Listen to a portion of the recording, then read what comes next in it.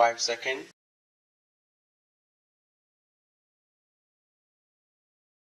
Start.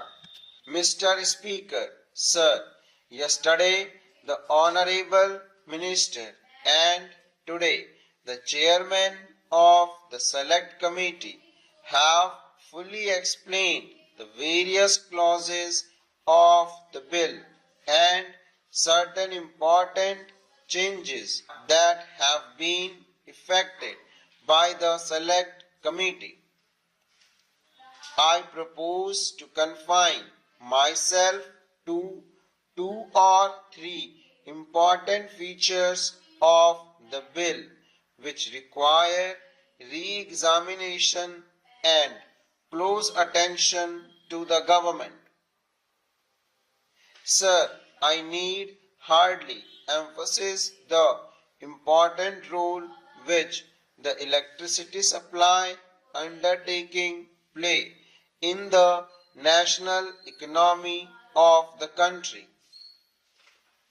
Indeed, the development in other spheres depends upon the full development of the supply of power, and this bill is of vital importance, affecting as it does the development of electric supply undertaking in the country. I am focusing attention on the role that the private electricity undertakings are playing in the supply of electric power with a view to draw the attention of government to the difficulties that are bound to be faced by these electricity undertakings in one or two directions. In this connection, I would not therefore like to take much of the time of the House, but I would like to draw the attention of the Honorable Minister to what my friend Honorable Shri Tulsidas has stated and with whose comments I am in agreement. As a matter of fact, the approach of the government to the bill is to fulfill 3 basic considerations so vital for the healthy growth of this industry. Firstly, that its proper control and regulation is but necessary. I fully agree that this subject to certain differences on basic aspects, but the important consideration govern this bill is to attempt at providing suitable incentives to the industry which alone can enable it to increase its capacity to the desired extent.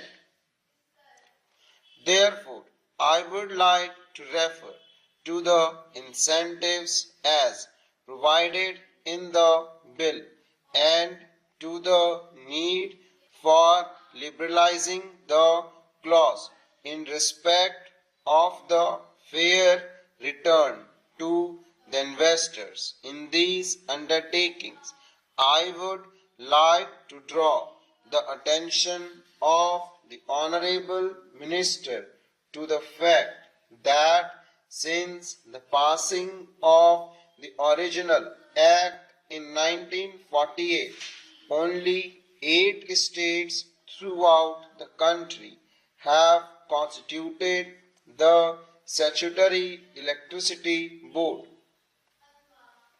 Among these states are Madhya Pradesh, West Bengal, Tamil Nadu, Kerala, Rajasthan, Punjab, Odisha and Maharashtra, and therefore we find that many of the states have still to constitute these electricity boards. I would like to know from the Honorable Minister why in the matter of the constitution of electricity boards many of the states have not implemented the provisions of the bill and what the central government have done to ensure that these electricity boards are constituted in all the states as desired in the provisions of the original act.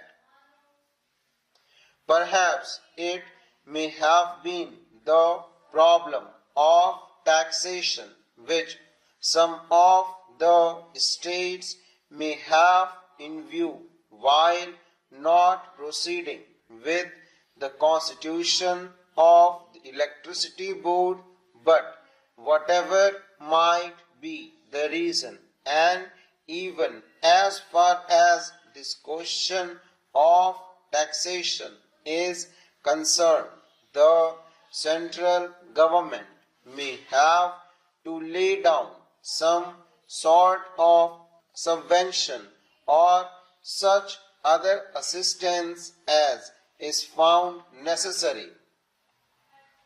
I think that this matter of the constitution of the electricity board throughout all the states is of vital importance and should be looked into by the central government to ensure that necessary steps are taken in the remaining states for the constitution of these boards.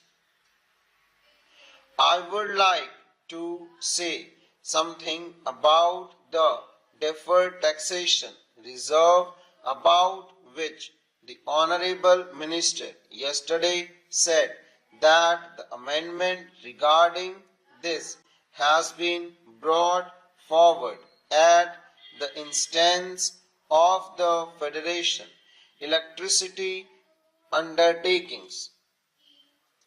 The whole complication arises due to the fact that the provision of the Income Tax Act and the provision of the Electricity Supply Act are contradictory to each other. While the Income Tax Act with an accelerated depreciation in the earlier year result in large tax relief in the earlier period and thereby the tax liability of the undertakings is deferred for a future period. The Electricity Supply Act restricts the provision of depreciation to much lesser degree, and to that extent the profit of electricity undertakings in regard to the income tax, development and depreciation rates are restricted. That act lays down a smaller depreciation as compared to what is allowed under the Indian Income Tax Act. What has been done have been put with certain restrictions that it does not really solve the demand that was put forward by the Federation.